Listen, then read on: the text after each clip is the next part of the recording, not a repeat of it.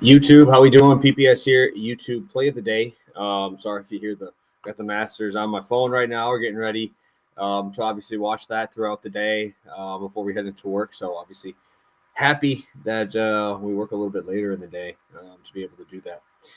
So happy Masters Thursday. Obviously, really exciting time for people around sports, and if you love golf, it's obviously the best week of the year. It's the most entertaining, that's for sure. So. I'm really excited to get into this with you guys. We went 1-1 on our last show. Gillespie, no win, did cash.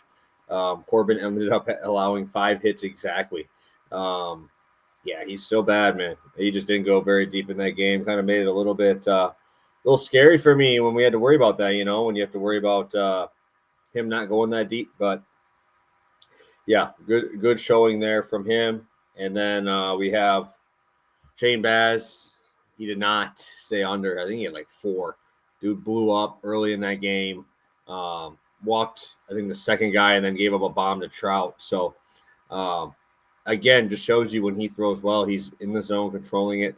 Yeah, not much else to say about that. That was a tough one to watch. At least he got it out of the way early, right? So, really important to do that. And yeah, let me pull up my screen here for you guys first. And we'll get this going for you. So I'm going to be playing Jonathan Cannon to give up 3 hits. It's obviously minus 750. I'm playing Littell under 2.5 earned runs. Yeah, so obviously you look at this. Littell doing most of the heavy lifting on those odds, right? So Littell is minus 145. Again, I will tell you this ad nauseum. I do not play juice in MLB. Even if I have to play something like Cannon 3 hits allowed, right?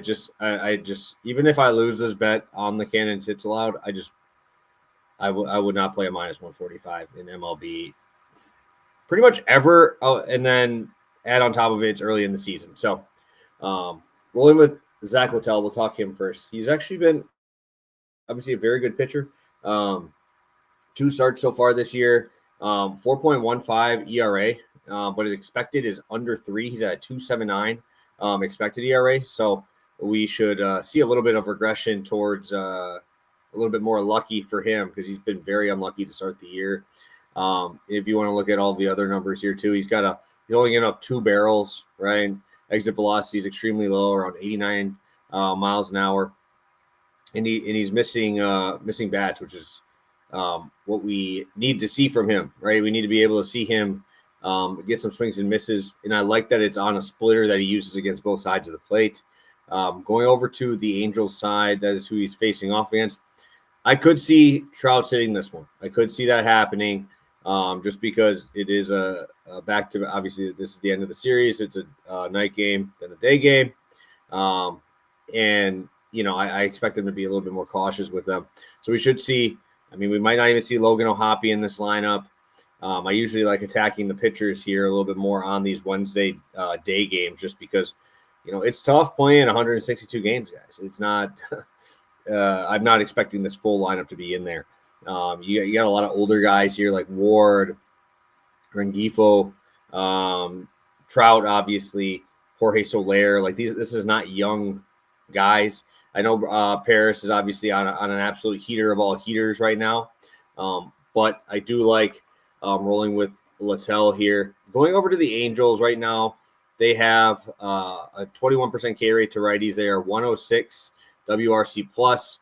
So not terrible. Not terrible. Would I like to see them be a little bit worse for fading them? Yes. But what I do like with Littell here is just his ability to get ground balls, right? That is very, very important for me. Especially when you're facing guys with power, right? You got Soler, you got Trout, and if they do play today, you got to keep them in the yard, right? That's how the Angels have been scoring a lot of these runs.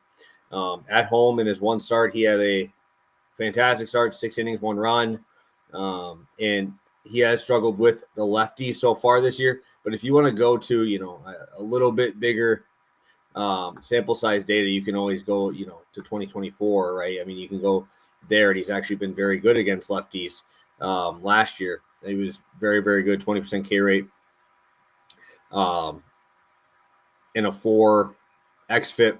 Obviously, he's better against righties, But against lefties, those are the guys you're going to have to worry about just because Littell is a little bit worse against them, but not, what I just said with this year in that small sample size where he's kind of getting shelled by them in a very limited sample. Lastly, what I will say is he is very good against righties, right? And a lot of the guys that I'm worried about in this lineup are righties.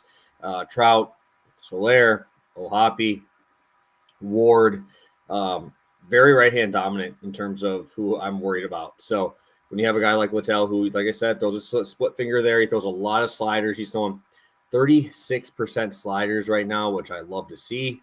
And he's throwing 21% sinkers against righties so far this year. 0% batting average on that.